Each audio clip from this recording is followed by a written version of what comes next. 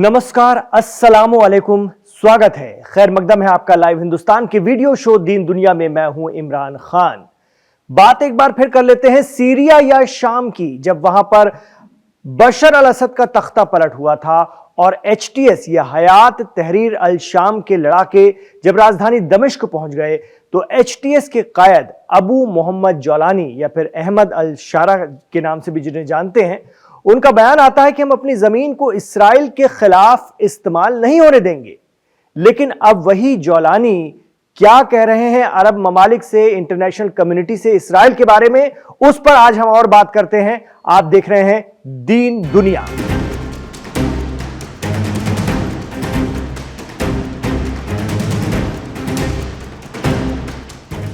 जी हां, उस वक्त जब अबू मोहम्मद जौलानी ने कहा था कि हम अपनी जमीन का इस्तेमाल इसराइल के खिलाफ नहीं होने देंगे, तो यह सीधा पैगाम था उन तंजीमों को जो बशर अल असद के दौरे इख्तिदार में इसराइल पर हमलावर थीं। सीरिया बशर अल असद के दौर में ईरान और उसकी प्रतिरोध की धुरी यानी इस्लामिक रेजिस्टेंस या फिर जिसे मुकावमत कहते हैं, उनके लिए एक अहम रूट था। मीडिया रिपोर्ट्स की माने तो यहां से लेबनान की तंजीम हिजबुल्लाह को मदद मिला करती थी।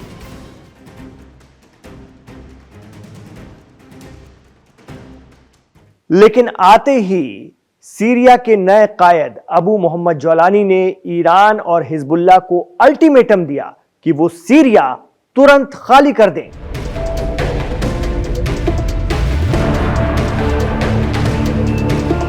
बस फिर क्या था, इसराइल ने अपने टैंकों के मुंह सीरिया की तरफ घुमा दिए।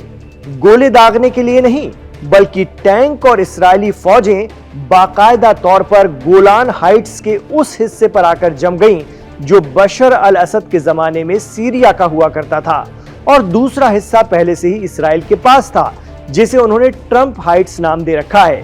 तो इस तरह सीरिया का पूरा गोलान हाइट्स इसराइल के पास आ गया।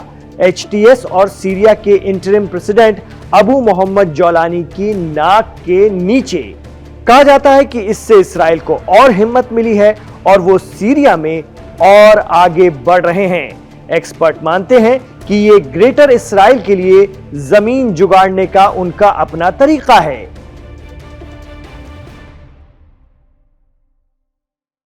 हालांकि इसराइल के लिए हम ये दावा नहीं कर रहे हैं, बल्कि खुद सीरिया के नए सदर अबू मोहम्मद जौलानी या अहमद अल शारा इस बात का दुखड़ा रो रहे हैं।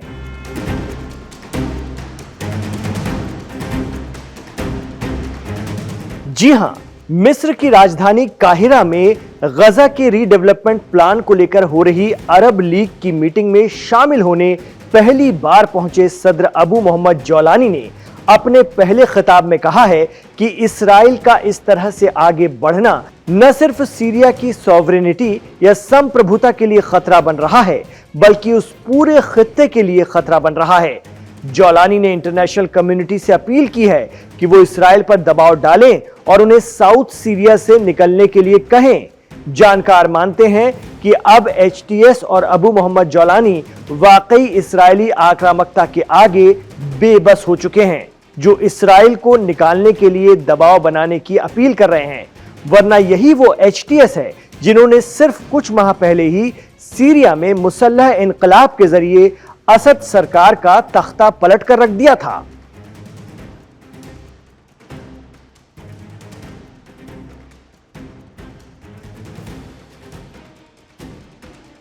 लेकिन पिछले कुछ दिनों से ये इल्जाम लगने शुरू हो गए हैं कि इसराइल सीरिया या शाम में घुसा चला आ रहा है और HTS की क़यादत वाली अबू मोहम्मद जौलानी हुकूमत खामोश है, चुप है।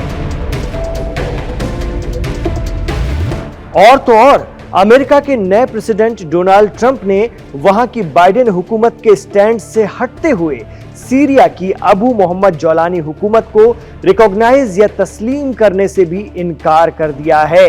कहा जा रहा है कि ऐसे में इसराइल को सीरिया में एंटर होने का खुला हैंड मिल गया है। लेकिन आजिज आकर सीरिया में HTS सरकार के खिलाफ वहां की आवाम ने मोर्चा खोल दिया। लोग इसराइली हमलों और वहां उनकी बढ़ती दखल अंदाजी से परेशान होकर सड़कों पर हैं और प्रदर्शन कर रहे हैं, मुजाहरे कर रहे हैं। सीरिया में बहुत तेजी से बदल रहे हालात पर सबसे पहले असर टाइम्स के हेड और मिडिल ईस्ट मामलों के जानकार शौकत भारती साहब से जब हमने बात की थी तो उनका कहना था कि सीरिया के मौजूदा कायद अबू मोहम्मद जौलानी ग्रेटर इसराइल की आइडियोलॉजी को आगे बढ़ाने का एक पार्ट हैं, एक हिस्सा हैं। जौलानी अमेरिका का, इजराइल का, उन्हीं लोगों का टूल है, मैं बराबर कह रहा हूं। और ये जो है गेम ऑफ ग्रेटर इजराइल जो बनाना चाहते हैं उसका एक हिस्सा है, उसका एक पार्ट है। जौलानी को लाया गया, जौलानी की मौजूदगी में सब बर्बाद कर दिया गया, पूरा सीरिया डिस्टर्ब कर दिया गया। अब देखते हैं कि जौलानी क्या सीरिया की दिफा के लिए रशिया को बुलाते हैं, ईरान को बुलाते हैं, टर्की एक साथ आते हैं, अरब ममालिक आते हैं। अगर ये लोग एक साथ नहीं आ रहे तो आप समझ लीजिए कि जो गेम ऑफ ग्रेटर इसराइल चल रहा है ये उसका एक पार्ट है। मुझे तो ये समझ में आता है। आपको बता दें कि पिछले दिनों इस्राएली पीएम बेंजामिन नेतन्याहू ने सीरिया को लेकर एक विवादित या मुतनाज़ा टिप्पणी की थी।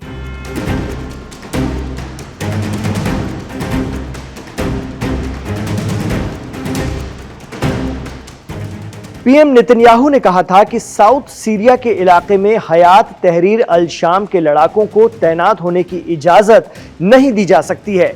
साथ ही उन्होंने दक्षिण या जुनूबी सीरिया को पूरी तरह से सैन्य मुक्त रखने की बात की थी।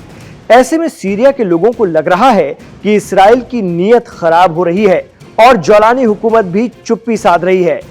लेकिन अब अवाम के बढ़ते दबाव के बीच पहली बार अरब ममालिक के बीच उनके बड़े प्लेटफॉर्म पर सीरिया के नए कायद अबू मोहम्मद जौलानी बोले हैं। बीबीसी के मुताबिक जौलानी कह रहे हैं कि अब इस्राएल सीरिया के लिए खतरा बन रहा है और इंटरनेशनल कम्युनिटी उन पर सीरिया से हटने का दबाव बनाए। यानी जौलानी ने भी आखिरकार मान ही लिया है कि इस्राएल उनके इलाकों में पहुंच गया है और अब अवाम का दबाव बढ़ रहा है। आरोप लगता रहा है कि तुर्की और अमेरिका के सपोर्ट से एचटीएस के लड़ाकों ने सीरिया में बशर अल असद हुकूमत का तख्ता पलटकर रख दिया था।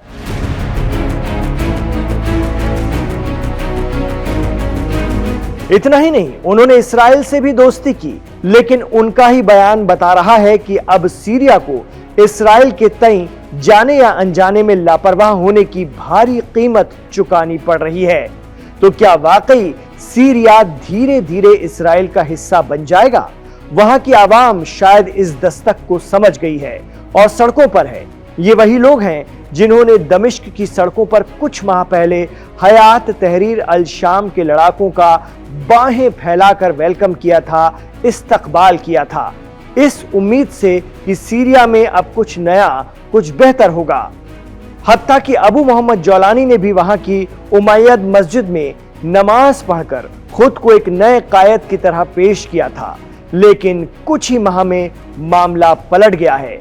अब जौलानी को चाहने वाले वही नौजवान इस्राएल को लेकर जौलानी हुकूमत पर बरहम हैं और जौलानी भी इंटरनेशनल कम्युनिटी से मदद की गुहार लगा रहे हैं। देखना होगा कि अबू मोहम्मद जौलानी और उनके लड़ाके इस्राएल से मुकाबला करते हैं या नहीं, क्योंकि एक दौर में दाइश या आईएसआईएस, फिर अलकायदा और अब एचटीएस के चीफ बने जौलानी को मगरिबी या पश्चिमी देश मान्यता नहीं देते हैं। पहले जिन तंजीमों से उनका ताल्लुक रहा है वो अमेरिका और कई अरब ममालिक की नजर में आज भी दहशतगर्द तंजीमें हैं।